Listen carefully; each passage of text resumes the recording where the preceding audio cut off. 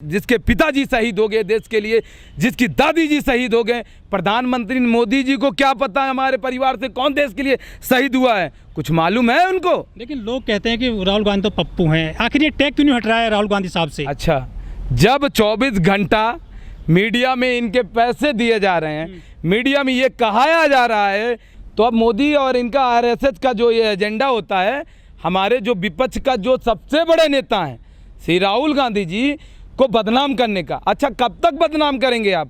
सच्चाई छिपती नहीं है, सच्चाई को दबा के नहीं रख सकते।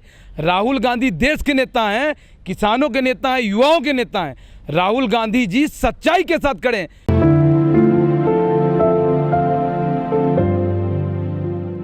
आपको ये पता है कि जो ज़्यादा बोलता है वो कुछ करता नहीं है। दिखाने के कुछ और होते हैं, बोलने के कुछ और। आज तक मोदी जो बोले वो किए। 2 करोड़ रोजगार देने के लिए वादा किया था कि नहीं किया था ना? वादा किया था, लेकिन चुनाव में दिया नहीं ना। ये साल ये भौकाल के अलावा इनकी इनके पास कोई रणनीति नहीं है। अब मैं कांग्रेस की देन बता रहा हूँ। कंप्यूटर की क्रांति किसने लाई? राजीव गांधी ने लाई। 18 साल में युवाओं को कौन वोट देने का अधिकार दिया? एम्स कौन बनाया? IIT कौन बनाया? प्राइमरी कौन बनाया? दिल्ली को किसने बनाया? राजस्थान को किसने बनाया? आर्मी कैंप किसने बनवाया? पुलिस कैंप किसने बनवाया? भारत के तीनों सेना को किसने बनवाया? ये जवाब दे दें। एक IIT बनवाए हो तो बस जवाब दे दें। सिर्फ एक काम इन्होंने किया है, सिर्फ बेच देना। किसको बेच देना? हम एक एग्जाम्पल देंगे। सेब पर भी स्टिकर लग गए। एक सेब, अब अभी मुंबई मैंने गया था, वहाँ पे स्टिकर लगे हुए थे अंबानी अडानी के। इन्हें पूरा मंदिर तो बना रही है भाजपा।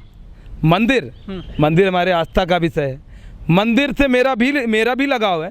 मैं भी पूजा करने जाता हूँ, मैं भी दर्शन करता हूँ। मैं आपको ये बताना चाहता हूँ, राम भगवान की ब्लैक एंड वाइट में जब रामायण चलता था तब हजारों की भीड़ होती थी गांव में। आज ये आस्था को बेच डाले हैं, शर्म आती है। योगी जी रामराज बना दिए हैं उत्तर प्रदेश में, फूल बरसा रहे हैं कावड़ियों पर। वो तो लगातार हत्याएं हो रही हैं, लगातार बलात्कार हो रहे हैं। कौन सा योगी राज? कौन सा योगी राज जिसमें किसान संतुष्ट नहीं है, युवा संतुष्ट नहीं है? वो कौन सा योगी राज? बदमाशों के घर बुलडोजर चल रहे हैं उत्तर प्रदेश में आजकल। बदमाशों के घर चल रहे हैं बुलडोजर? किसके घर बुलडोजर चल रहे हैं? जो सरकार के खिलाफ बोल रहा है, जो सच्चाई के लिए खड़ा है, जो जिन पे गुंडा लग रहे हैं वो आम आदमी है क्या? वो बदमाश है। वो आज तक का रिकॉर्ड आप उठा सकते हैं कि सबसे ज्यादा गुंडाई किस राज्य में हुआ है, किस कार्यकाल में हुआ है, किस में सबसे ज्यादा ये हुआ है गुंडाई। आप ये मर्डर किस में हुआ है, आप ये क्राइम उठा के देख सकते हैं। अभी तक का सबसे बड़ा रिकॉर्ड है योगी सरकार में। स्मृति ईरानी तो शायद स्मृति ही हैं, उन पे ज़्यादा हम टिप्पणी नहीं करेंगे। एक शब्द में ये कहना चाहेंगे, जब 400 में सिलेंडर थे, आपको भी पता होगा, तब स्मृति ईरानी जी मैं बोल दे रहा हूँ, तब प्रधानमंत्री को चूड़ी भेजने का काम करती थी। क्या आप शर्म नहीं आ रहा है स्मृति ईरानी जी? क्या आप शर्म की सीमा पार कर दी स्मृति ईरानी जी? जब आप सिलेंडर लेकर सड़कों पर बैठ जाती थी, क्या वो दिन भूल चुकी हैं? आप चाटुकारिता की सीमा क्रॉस कर दी है स्मृति ईरानी जी। आपको ये नहीं पता है कि किसानों को, युवाओं को ये जो महंगाई झेलना पड़ रहा है, तब आपके हाथ नहीं उठ पा रहे हैं। स्मृति ईरानी जी शर्म करो। ये आपको जो चुनाव जिताया है सिर्फ सत्ता ने जिताया है। गांधी परिवार का अमेठी गढ़ है। बच्चे बोलते हैं राहुल गांधी जिंदाबाद। छोटे छोटे नन्हे और युवा साथी, किसान, नौजवान, असहाय, जितने भी साथी हैं वहाँ के अमेठी के लोग बोलते हैं राहुल गांधी जिंदाबाद। राहुल गांधी नहीं, वहाँ से उनके पिताजी, उनके दादी, उनके परदादा, वहाँ से गांधी परिवार का पारिवारिक संबंध रहा है। अभी हाल ही में राहुल जी आए थे, ये बोले कि अमेठी मेरा परिवार है, गढ़ है। अमेठी कैसे दिल से निकाला जा सकता है जी। लेकिन शुभम जी, आप हमें ये बताइए, जो चुनाव लड़ने गई थी वहाँ प्रियंका गांधी जी, उन्होंने कहा था लड़की हूँ, लड़ सकती हूँ। चुनाव के बाद में वहाँ से गायब हो गई, लेकिन महिलाओं पे, लड़कियों पे बहुत सारे अत्याचार रोजाना बढ़ते जा रहे हैं उत्तर प्रदेश में। अब क्यों नज़र क्यों नहीं आती है वो? आपको हम बता दें, प्रियंका गांधी हर जगह हैं। प्रियंका गांधी के सिपाही हर जगह हैं। मैं छोटा सा सिपाही हूँ, मैं हर जगह पहुँच रहा हूँ। प्रियंका गांधी कहाँ नहीं पहुँची? अभी हाल ही में बताओ, उन्नाव पीड़ित परिवार में नहीं पहुंची। लखीमपुर हत्याकांड में किसानों के ऊपर गाड़ी चढ़ा दिए जाते हैं, वहाँ प्रियंका गांधी नहीं पहुंची। प्रियंका गांधी हर मोड़ पे, हर पीड़ित परिवार के साथ, हर असहाय के साथ, हर मोड़ पे प्रियंका गांधी जी खड़ी हैं। उनके कार्यकर्ता हर मोड़ पे खड़े हैं। प्रियंका गांधी जी असहाय के लिए लड़ते हैं, किसानों के लिए लड़ती हैं, युवाओं के लिए लड़ती हैं। और लड़की हूँ, लड़ सकती हूँ का नारा इसलिए बोला, सभी महिलाओं को जागरूक करने के लिए बोला।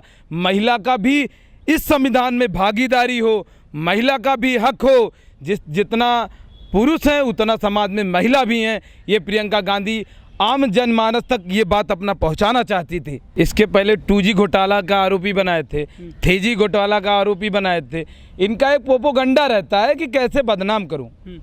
राहुल गांधी आज तक कभी झूठ नहीं बोले मोदी की तरह। मोदी ने क्या बोला? सरकार बनने के पहले 15 लाख खाते में आएगा, हवाई जहाज पहनने वाले आसमान में उड़ेगा, किसान को, हाँ मतलब हवाई जहाज चप्पल पे जो किसान है उनकी आय दुगनी कर दूंगा। अरे शर्म आना चाहिए। 3 काला कानून में कितने किसान मरे, इसके जिम्मेदार कौन है? आप मोदी जी इसके भरपाई करेंगे? आपको तो शायद नाम भी नहीं मालूम होगा। ये जो अग्निपथ योजना लागू कर दिए हैं, ये युवाओं को दाबने का काम कर रहे हैं। क्योंकि प्रियंका गांधी और राहुल गांधी 2 साल से लगातार 2 साल से आवाज़ उठा रहे थे कि पुरानी जो रिक्त भर्तियां हैं, आप भी पता होगा कि आर्मी में वैकेंसी भर ही नहीं पाए। जो पुरानी ये वैकेंसियां हैं आप उसको पूरा करो, पूरा करो। युवा इनके पीछे हाथ लगाए हुए थे, युवा एकदम चढ़ के बोल रहे थे।